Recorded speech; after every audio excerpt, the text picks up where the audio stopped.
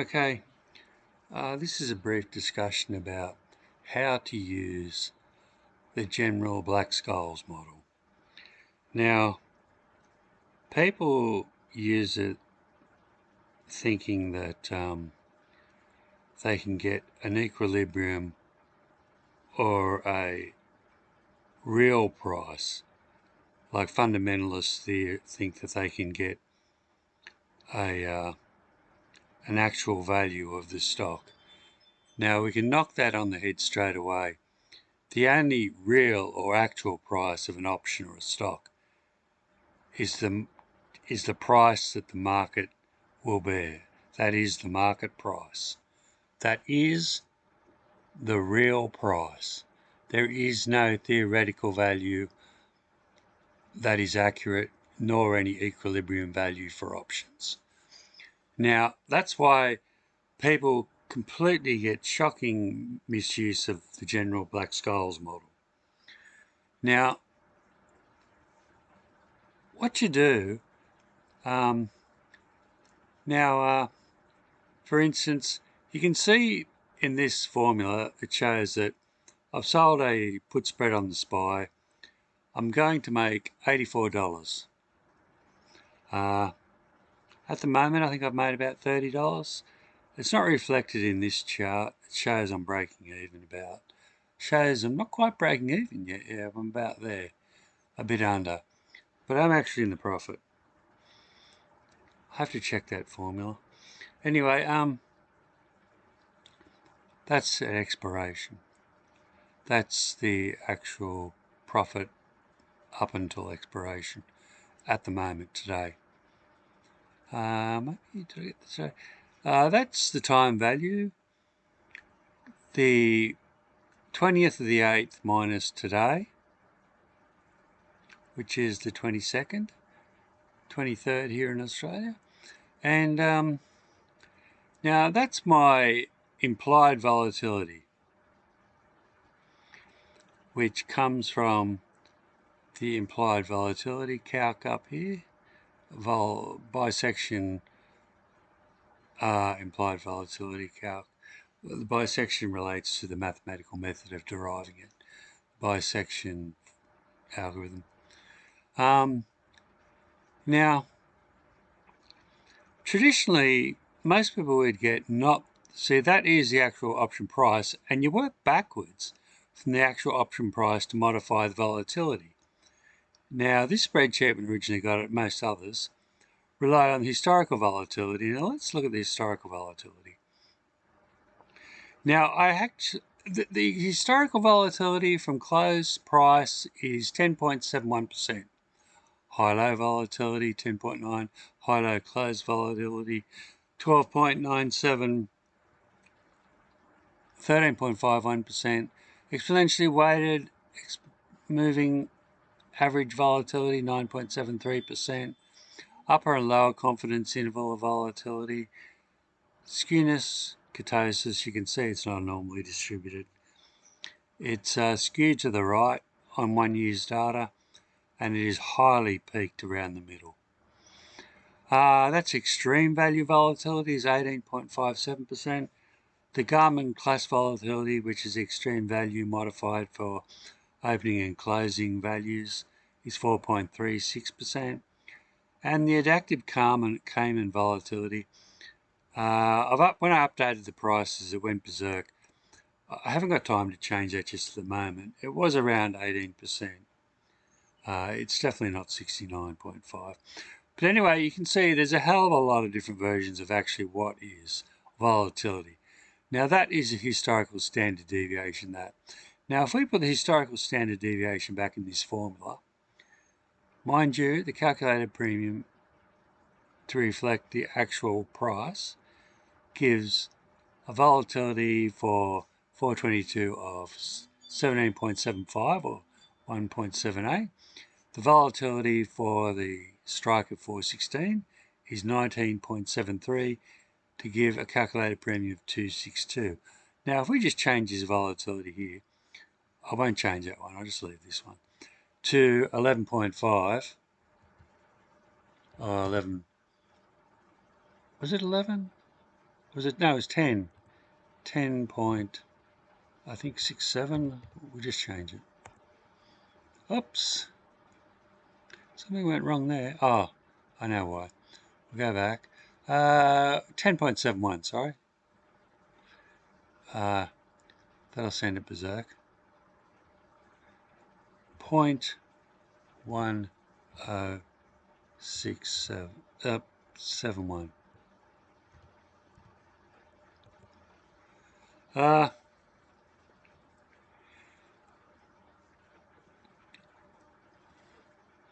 It shows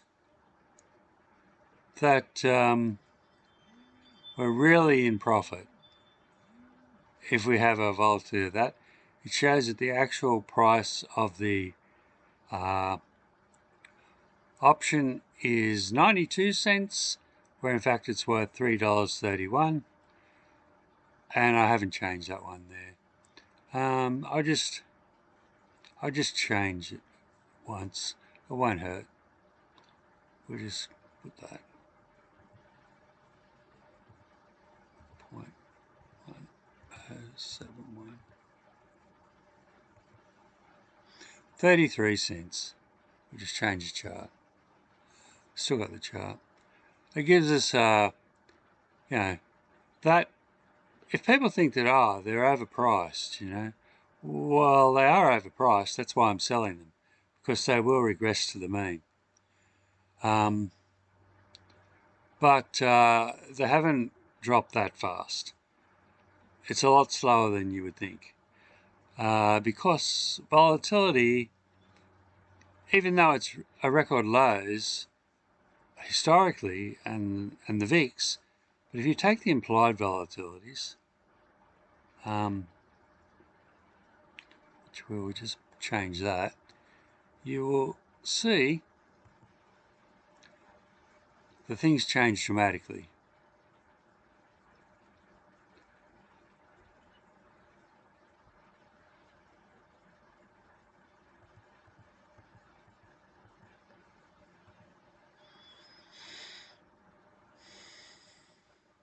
F4. Now that is the actual way. You work backwards. I know. As to say, Black Scholes, well anyway, you have to work backwards from the actual price to find the implied volatility to get the real value.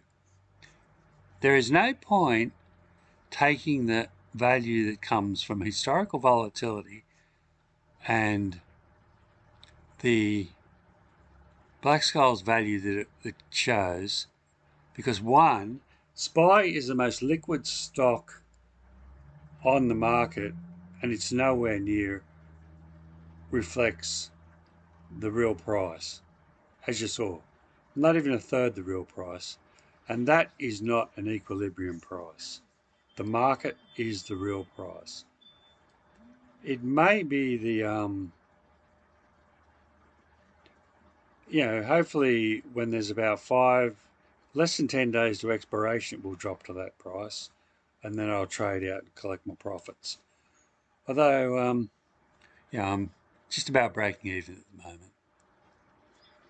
I think if I look at my Tasty Trade account, the SPY was $9 in profit. Yeah.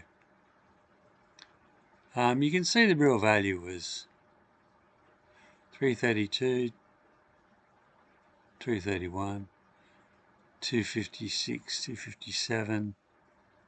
Take your pick. And they were the original sold prices, sold and bought. August 20. It's $9 profit. It's slightly out. I almost forgot to mention in getting the accurate formula for the Black Scholes model to reflect the market price. There, as some believe there's an equilibrium price, mostly academics. There is no equilibrium price. The real price is the market price. Now, there's more than just implied volatility to getting it. Now, you have to get the right risk-free rate. Now, you can see there, I've got 8%. Now, 99.9% of people will put 1%, and I did up until recently.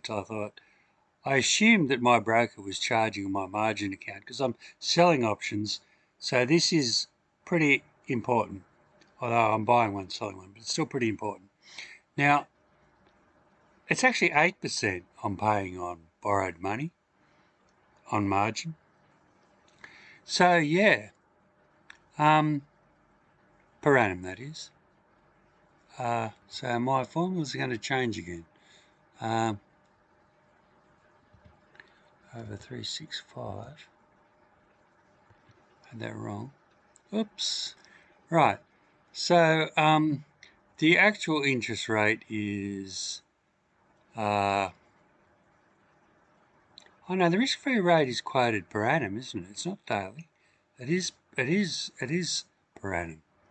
Because you always put the risk-free rate as 1.1%, which I've been doing, or 1%. So if it's 8% per annum, it's 0.08%. I was right. So that'll change that back again, yeah. There's the time, which is just that formula up there. I think I explained before. 29 days divided by... because it's a Black Scholes and Black Scholes is in continuous time, I prefer to use 365. A lot of people use 252 for a proxy for trading days. Not for time. I use it for calculating the square root of time, but not for calculating the actual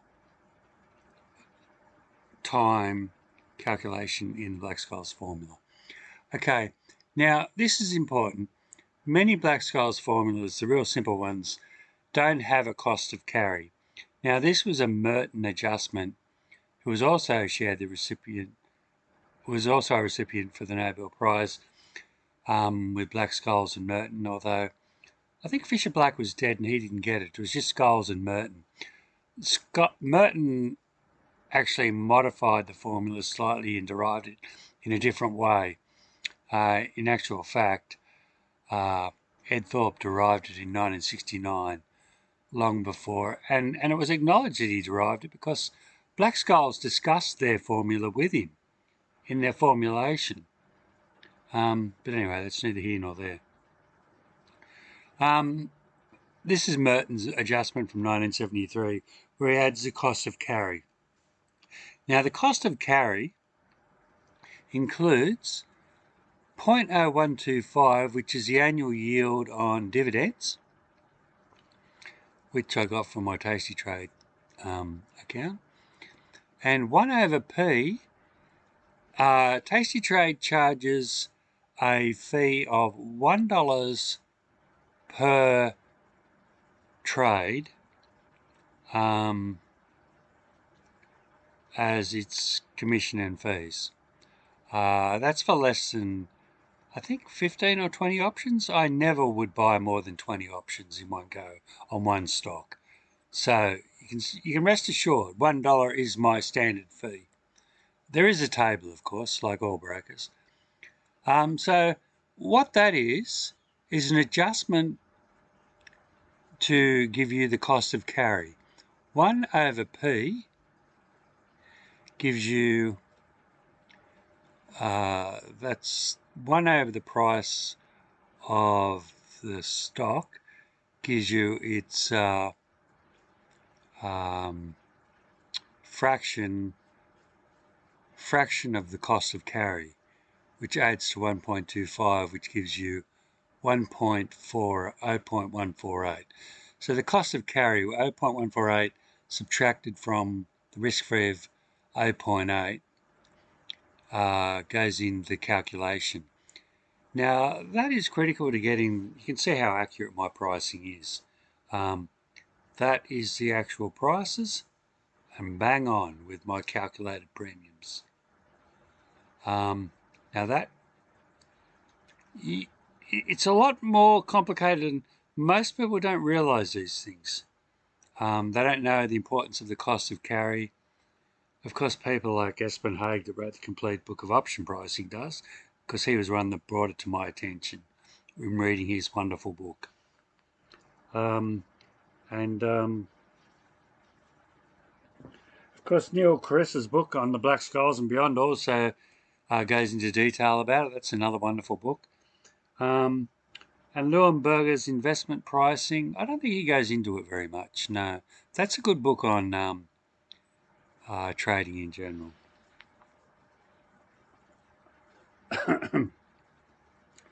Anyway, we'll leave the topics of sources of information there. But as you can see, B, include the cost of carry, include the dividend yield, plus any other costs of carry, which is the price of purchase. The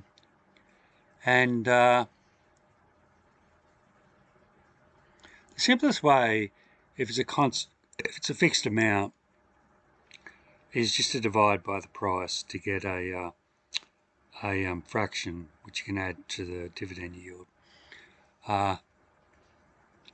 which gives you a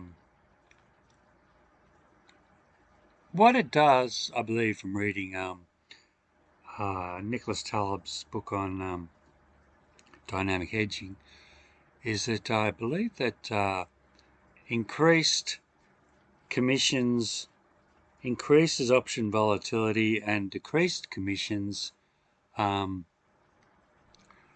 option volatility. I haven't read that for a while. I don't want to take up too much time here. I'll just quickly look in the book. I've got the page here.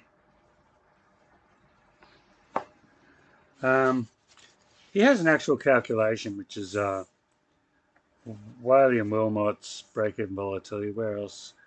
Black Scholes augmented volatility, it's called.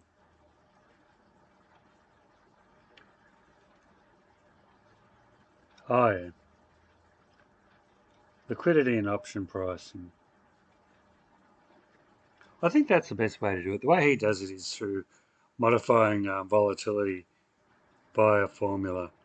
Not necessarily drag this on discussing that, but remember, you got to get your B, your risk-free, your cost to carry, your volatility is right to get an accurate reflection of the market.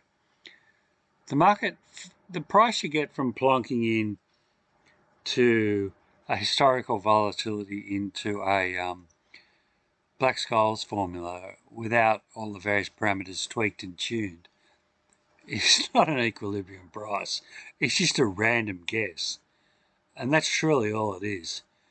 People are under a vast illusion. It's not an equilibrium price. It's just a random, pure chance guess. Okay, signing off. Thanks. Bye.